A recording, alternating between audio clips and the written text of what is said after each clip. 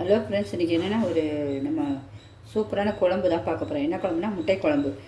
சூப்பராக அதுக்கு முட்டை நமக்கு எத்தனை தேவையாக இருக்கிறேன். நான் ஒரு 6 முட்டை அதுக்கு வேக வச்சுருக்கேன். சூப்பராக வெந்துருச்சு. இனிமேல் அதை தோலை உரிச்சிட்டு அதுக்கு என்னென்ன தேவைன்னு பார்க்கலாம். குழம்புக்கு பெரிய வெங்காயம் ஒரு 3 வெங்காயம் நல்லா உரிச்சு வச்சுருக்கேன். அப்புறம் 2 தக்காளி இந்த கண்ணை எடுத்துகிட்டு வச்சுருக்கேன். கருவேப்பிலை தாளிக்கிறதுக்கு, கொத்தமல்லி லாஸ்ட்டில் போகிறதுக்கு, லெமன் ஒரு அரை உருளைக்கிழங்கு செம்ம டேஸ்ட்டாக இருக்கும் இந்த உருளைக்கிழங்கு அதில் போடும்போது. அப்புறமேட்டு உங்களுக்கு தாளிக்கிறதுக்கு பட்டை கிராம்பு என்னென்ன வாசனை பொருள் உங்களுக்கு பிடிக்குமோ எல்லாம் போட்டுக்கோங்க. அரைக்கிறதுக்கு தேங்காய் நல்லா இந்த கப்புக்கு 1 கப்பு வச்சுக்கோங்க. சின்ன கப்புக்கு 1 கப்பு தேங்காய். கசகசாவும் இதில் உங்களுக்கு போட்டுருவேன். ஓசுமே கசகசா ஊறாது. அதை நீங்கள் தண்ணி ஊற்றி ஊற வச்சு அரைச்சிங்க. எனக்கு என் மிக்சியில் அரைப்படும். அதனால் இந்த 1 ஸ்பூனுக்கு 1.5 ஸ்பூன் கசகசா எடுத்துக்கேன். சின்ன ஸ்பூனுக்கு. உங்களுக்கு இதுக்கு வேணும்னா கரெக்டாக 1 ஸ்பூன் எடுத்துக்கோங்க. அதான் கசகசா தான் மெயின் டேஸ்ட்டு கொடுக்கும். நம்ம முந்திரி கிந்திரிலாம் அரைச்சி ஊற்ற போதில்ல. இந்த கசகசா, அப்புறம் இஞ்சி பூண்டு கொத்தமல்லி அரைச்சி வச்சுருக்கேன் ஒரே 1 ஸ்பூன். அதுவும் இந்த 1 ஸ்பூனுக்கு தான் எடுத்து வச்சுருக்கேன். காரத்துக்கு மிளகாத்தூள், உப்பு சுவைக்கு, மஞ்சத்தூள், கிருமி நாசி எல்லாம் எடுத்து வச்சுருக்கேன். இன்னும் ஒன்று ஒன்றா செய்யும் போதும் பார்க்கலாம். இப்போ வெங்காயம் எல்லாம் நம்ம அரைஞ்சிடுவோம். தேங்காயையும் அரைச்சி வச்சுட்டு அப்படியே ஒன்று ஒன்றா நம்ம பார்ப்போம். நம்ம தேங்காய் கசகசாவையும் அரைச்சிடுவோம். ரொம்ப சூப்பராக இருக்கும். டேஸ்ட்டும் சூப்பராக இருக்கும். கசகசாலாம் உடம்புக்கு நல்லது. பார்த்தீங்கன்னா தேங்காயெல்லாம் உங்களுக்கு பிடிச்சிருந்தா கண்டிப்பாக ஒரு லைக் பண்ணுங்கள்.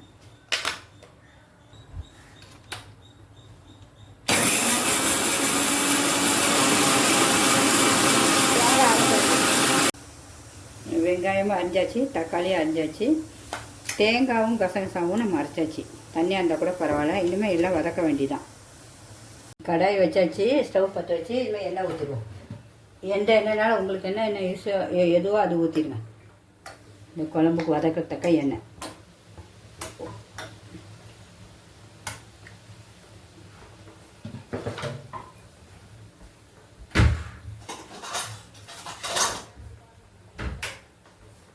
கடுகு போட்டுருவோம். கடுகு பொரியும் போதே பட்டை என்னென்ன வாசனை பொருள் எல்லாமே எடுத்து போட்டுருவோம்.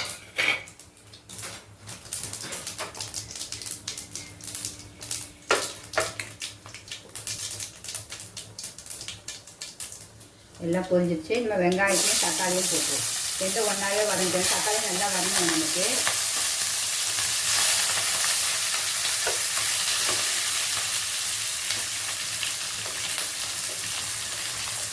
வதங்கிறதுக்கு கொஞ்சம் உப்பு போட்டுக்கலாம். வெங்காயம் வதங்கிறதுக்கு உப்பு.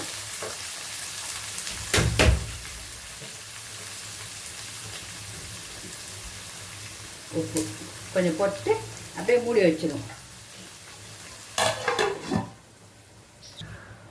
நடுவில் மட்டும் நம்ம கொஞ்சம் கிண்டி ஊற்றிக்கோங்க அப்பப்போ. அப்போ தான் நல்லா வதங்கும் உங்களுக்கு. நல்லா கிண்டி விட்டுக்கோங்க. இப்போ பாதி வதங்கிடுச்சு எல்லாம் முக்கால்வாசி. இப்போ உருளைக்கிழங்கையும் போட்டீங்கன்னா உருளைக்கிழங்கு நமக்கு நல்லா வேகணும்ல, போட்டு ஒரு கிண்டிடுவோம்.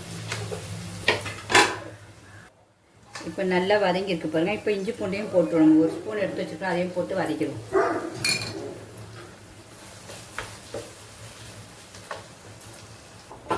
நம்ம தேங்காய் கசகசா கூட மெயின் சோம்பு கொஞ்சம் அரைப்பேன். அதை மறந்துட்டேன். ஏன்னா நம்ம தனியாத்தூள்லாம் போட போதில்லை இந்த குழம்புக்கு.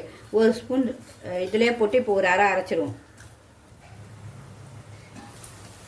நல்லா வதங்கிட்டுக்கோங்க. சூப்பராக வதங்கிட்டுக்கோங்க. வாசனை அப்படியே இப்போயே சூப்பராக இருக்கும். இஞ்சி பூண்டு வாசனை. இப்போ லெமனை ஊற்றிடுவோம். லெமன் நீங்கள் லாஸ்ட்டும் ஊற்றலாம். நான் இப்போயே ஊற்றிடுறேன். சும்மா சின்ன லெமன் தான். இங்கே பாருங்க, அதில் அரை தான் ஊற்றிருக்கேன். இப்போ நல்லா வதங்கிச்சு. நம்ம இந்த தேங்காய் அரைச்சி வச்சுட்டு பார்த்தீங்கன்னா தேங்காய், சோம்பு, இந்த பாருங்க கசகசா மூணுச்சு அப்படியே இதிலே ஊற்றிடணும். தேங்காய் ஊற்றி கொஞ்சம் நல்லா அப்படியே வதக்குங்க லைட்டாக. இந்த மிக்ஸி கழுவின தண்ணி இதிலே ஊற்றிடும். வேஸ்ட் பண்ண வேண்டாம். நம்ம கழுவி ஊற்றிடும். ஏன்னா நிறைய தேங்காய் இருக்கும். அதில் நைஸாக அரைக்கணும். மெயினாக அதுதான், ரொம்ப நைஸாக அரைக்கணும். இப்போ இதுக்குள்ளேயே நம்ம மிளகாத்தூள் நம்ம காரத்துக்கு எவ்வளோ தேவையோ அவ்வளோ உங்களுக்கு. நான் நல்லா இப்போ இந்த 1 ஸ்பூன் ஃபுல்லாக போட்டிருக்கேன். திருப்பி ஒரு அரை. ஏன்னா காரம் நல்லா வச்சா தான் சூப்பராக இருக்கும் அந்த குழம்பு. அப்புறம் மஞ்சத்தூள் சும்மா ஒரு சிட்டிக்கை. அந்த இனிமேல் நமக்கு எவ்வளோ தண்ணி வேணுமோ அவ்வளோ ஊற்றணும். இப்போ 1 சொம்பு தண்ணி ஊற்றுறேன். இன்னும் கொஞ்சம் தண்ணி ஊற்றி நல்லா அது சூப்பராக நல்லா கொதித்து அப்படியே கொதிக்கும் போது தான் முட்டை போடணும். நம்ம ஒவ்வொருத்தரும் உடச்சும் ஊற்றலாம். அது லாஸ்ட்டில் உடச்சி ஊற்றிக்கலாம். இன்னும் கொஞ்சம் தண்ணி ஊற்றிடுவோம். தண்ணி ஊற்றியாச்சு. இப்போயே குழம்பு எவ்வளோ அழகாக இருக்கு பாருங்கள். இது சப்பாத்தி, பரோட்டா, இடியாப்பம், நான் எல்லாத்துக்குமே சூப்பராக இருக்கும் அந்த குழம்பு. உப்பு இப்போயே பார்த்துருவோம், உப்பு பத்தலாம் போட்டுருவோம், காரம் பத்தலாம் போட்டுருவோம். உப்பு பத்தலை எனக்கு, உப்பு போட்டுருவோம். நல்லா இந்த குழம்பு தக்க உப்பு போடுறேன். நல்லா கொதிக்கட்டும், கொதிச்சோன்னா மூடி வச்சிடும், அது பாட்டுக்கு கொதிச்சிட்டே இருக்கட்டும். அப்புறம் நல்லா ஒரு கொஞ்சம் குழம்பு வற்றும் போது முட்டையை உடச்சி நல்லா கீரி போடணும். குழம்பு கொதிச்சிருச்சு பாருங்கள். ரொம்ப அப்படியே பார்க்கும்போதே ஒரு அழகு இப்போயே வந்து பாருங்கள். என்ன முடிக்கும் போது உடைய ஃபினிஷிங் அவ்வளோ சூப்பராக இருக்கும், செம்ம டேஸ்ட்டாக இருக்குது. எல்லாருக்குமே பிடிக்கும். உங்கள் பெரியவங்க சின்ன பிள்ளைங்க எல்லாருமே விரும்பி சாப்பிடுவாங்க. நைட்டுக்கு தோசை சப்பாத்தி பண்ணி நீங்கள் கொடுத்துடலாம். அதே மாதிரி வச்சா 2 வேளைக்கு நீங்கள் வச்சுக்கலாம் சூப்பராக. உங்களுக்கு பிடிச்சிருந்தா கண்டிப்பாக ஒரு லைக் பண்ணுங்கள். ஏன்னா யாருக்காவது ஒருத்தருக்கு அது கண்டிப்பாக பிரயோஜனமாக இருக்கணும். நம்ம சமையலுங்க வேறு ஒன்றும் இல்லை, எல்லாமே சூப்பராக இருக்கும், எல்லாமே ஹெல்த்தி. நம்ம வீட்டில் இருக்க பொருள் தான், அந்த மசாலாக்கள் தான். எதுவுமே நம்ம கடையில் வாங்கி பாக்கெட் மசாலாவோ சும்மா எதுவுமே கிடையாது, எல்லாம் பார்த்து பார்த்து அரைக்கிறது. ஓகே ஃப்ரெண்ட்ஸ், இன்னும் நல்லா கொதிக்கட்டும். கொதிச்சோன்னா நம்ம அடுத்தது முட்டையை போடுவோம். அப்படியே மூடி வச்சுருவோம். திரும்ப குழம்பு இப்படி கொதிக்கணும், கொதிச்சுட்டே தான் இருக்கணும். கொஞ்சம் நேரம் நல்லா வத்தம் உங்களுக்கு. ஏன்னா வத்தனோன்னு தான் நம்ம முட்டையை கீறி போடணும். இன்னும் கொஞ்சம் வத்தட்டும். குழம்பு நல்லா காஞ்சி கொஞ்சம் வத்திடுச்சு. இன்னும் நம்ம முட்டையை வந்து வேக வச்சு உரிச்சு வச்சுருக்கோம். இனிமேல் நம்ம அதை அப்படியே கீறி போட்டுருவோம். இது கத்தியில் இப்படி நல்லா கீறி இப்படி கீறி போட்டுருவோம். இப்படி எல்லா முட்டையும் கீறி போட்டுருவேன். சுடுது. அப்போ உள்ள மசாலாலாம் நல்லா பிடிக்கும். எல்லா முட்டையும் போட்டாச்சு. இன்னொன்று சும்மா அப்படி ஒரு கட்டு கட்டிட்டு நம்ம மூடி வச்சுருவோம். முட்டையை அந்த கீறினோன்னா அந்த மசாலா உள்ளே பிடிச்சி அவ்வளோ சூப்பராக இருப்பாங்க சாப்பிடும்போது. உங்களுக்கு முட்டை எப்படி கீறி இருப்பாங்க. இன்னும் கொஞ்ச நாள் நல்லா சுண்டுனோன்னா அது அப்படியே முட்டை உள்ள மசாலாலாம் அப்படியே உள்ள எள்ளெல்லாம் நல்ல மசாலா இருக்கும். நம்ம மூடி ஒரு 10 நிமிஷம் வச்சிடும், அவ்வளோதான். குழம்பு சூப்பராக முடிஞ்சிடும். இப்போ குழம்பு பார்ப்போமா. நம்மளுடைய சுவையான முட்டை குழம்பு எவ்வளோ சூப்பராக ரெடியாக வச்சுப்பாங்க. அப்படியே மணக்குற வீடியோ உங்களுக்கு. அதுமாதிரி குழம்பு இந்த சூப்பராக இருக்குது பாருங்கள். எவ்வளோ திக்னஸாக வந்துடுச்சு. நம்ம இந்த பாருங்கள் முட்டையும் எவ்வளோ அழகாக நல்லா ஒன்று அழகாக வெடித்து நல்லா உள்ளே அவ்வளோ மசாலா சூப்பராக இருக்கும். டேஸ்ட்டும் பார்ப்போமா. டேஸ்ட்டும் சூப்பராக அட்டகாசமாக இருக்குது. லாஸ்ட்டில் நம்ம வேறு ஏன் ஊற்றிட்டு நம்ம நல்லா கொத்தமல்லி இதுக்கு சூப்பராக எல்லாம் போட்டு வச்சுருவோம். உங்களுக்கு எவ்வளோ வேணாலும் கொத்தமல்லி போட்டுக்கலாம். நல்லா இப்படி அழகாக தூவிடுங்க கொத்தமல்லி. அவ்வளோதான், ஆஃப் பண்ணிட வேண்டியதான். இன்னும் குழம்பு வேறு இடத்துல ஊற்றி உங்களுக்கு சூப்பராக நம்ம டேஸ்ட் பார்ப்போம்.